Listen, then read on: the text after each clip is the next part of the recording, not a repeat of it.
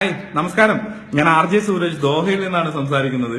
കഴിഞ്ഞ ദിവസം മുതൽ വാട്സപ്പിലും ഫേസ്ബുക്കിലൊക്കെ നിറഞ്ഞോടിക്കൊണ്ടിരിക്കുന്ന ഒരു വീഡിയോയെ പറ്റി, കുറച്ച് ഫോട്ടോസിനെ പറ്റി എന്റേതായിട്ടുള്ള ഒരു അഭിപ്രായം പങ്കുവെക്കാനാണ് ഇപ്പൊ ഇങ്ങനെ ഒരു വീഡിയോ ഷെയർ ചെയ്യുന്നത്. ഇക്കഴിഞ്ഞ പ്രണയദിനത്തില് നാട്ടിലെ ഒരു ബീച്ചിൽ ഒരു ചെറുപ്പക്കാരനും ഒരു ചെറുപ്പക്കാരി, ചെറിയ രണ്ട് കുട്ടികളാണ്, അവരവരുടെ പ്രണയദിനാഘോഷങ്ങൾക്ക് വേണ്ടിയിട്ട് ബീച്ചിൽ ചെന്നിരുന്നപ്പോ അന്നാട്ടിലെ സദാചാര ആങ്ങളമാര് അവർക്ക് ചുറ്റും കൂടുകയും അവരെ ഭീഷണിപ്പെടുത്തുകയും പെൺകുട്ടിയുടെ താടിക്ക് തട്ടുകയും അവളോട് അനാവശ്യം പറയുകയും അവരെ കരയിക്കുകയും ചെയ്ത് അവരുടെ വീഡിയോ എടുത്തുകൊണ്ട് ഫേസ്ബുക്കിലും വാട്സപ്പിലും ഒക്കെ കൂടി നടന്നിട്ട് ഷെയർ ചെയ്തൊരു കാഴ്ച കാണുകയുണ്ടായി.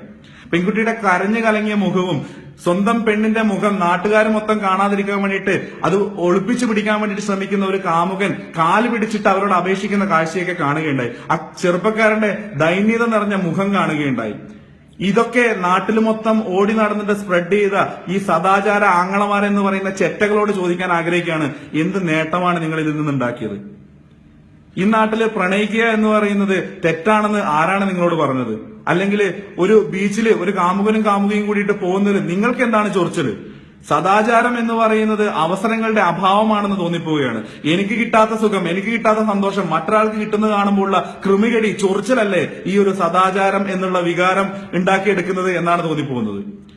ഒരു പെൺകുട്ടിയെ, അല്ലെങ്കിൽ എന്റെ ചുറ്റുവട്ടത്തുള്ള എന്റെ പരിചയത്തിലുള്ള ഒരു പെൺകുട്ടി രാജ്യത്തിലെ എല്ലാ ആൾക്കാരും സഹോദരി സഹോദരന്മാരാണെന്ന് കരുതുന്നതിലൂടെ എന്റെ ഒരു സഹോദരി അല്ലെങ്കിൽ എന്റെ ഒരു സഹോദരൻ നേരായ വഴിയിലല്ല പോകുന്നത് എന്നുകൊണ്ട് അവനെ തിരുത്താൻ വേണ്ടിയിട്ട് ഇറങ്ങി പുറപ്പെട്ട കാഴ്ചയാണോ ഈ കണ്ടത്? അങ്ങനെ തിരുത്തുന്നതിന് വേണ്ടിയിട്ടാണോ നിങ്ങൾ അവരുടെ വീഡിയോ എടുത്തിട്ട് നാട് മുഴുവൻ സ്പ്രെഡ് ചെയ്തത്? നിങ്ങളുടെ കുടുംബത്തിലുള്ള ഒരാൾക്ക് ഇത്തരത്തിലുള്ള ഒരു തെറ്റ് സംഭവിക്കുന്നുണ്ട് കണ്ടു കഴിഞ്ഞാൽ നിങ്ങൾ അവരെ തിരുത്താൻ വേണ്ടിയിട്ട് അവരുടെ വീഡിയോ എടുത്തിട്ട് നാട് മുഴുവൻ പരത്തുകയാണോ ചെയ്യുക? അപ്പോ എന്ത് ലോജിക്കാണ് ഇതിൽ നിന്ന് നമ്മൾ മനസ്സിലാക്കി എടുക്കേണ്ടത്? എന്ത് നേട്ടമാണ് നിങ്ങൾ ഉണ്ടാക്കിയത് എന്ന് പറഞ്ഞു കഴിഞ്ഞാൽ വലിയൊരു സന്തോഷം.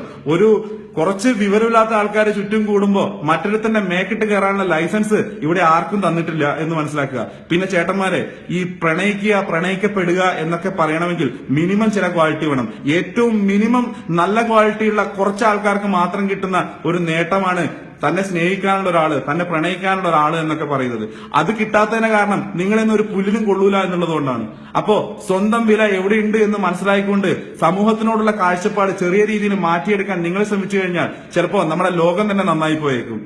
വളർത്തിക്കൊണ്ടുവന്ന സാഹചര്യം തന്നെയാണ് നിങ്ങളെ ഇത്ര തരത്തിലുള്ള വൃത്തികെട്ടവന്മാരാക്കി മാറ്റിയത് എന്നുള്ള സത്യം കൂടി നിങ്ങളെ മനസ്സിലാക്കി തന്നുകൊണ്ട് മാറ്റം എപ്പോഴെങ്കിലും ആയിട്ട് ഉണ്ടാവട്ടെ എന്ന് പ്രാർത്ഥിച്ചുകൊണ്ട് ചുറ്റുപാടും പ്രണയിക്കുന്ന ആത്മാക്കള് സമാധാനത്തോടെ പ്രണയിക്കട്ടെ എന്നുള്ള വിശ്വാസം പങ്കുവെച്ചുകൊണ്ട്, ഇഷ്ടം പങ്കുവെച്ചുകൊണ്ട് നന്ദി, നമസ്കാരം.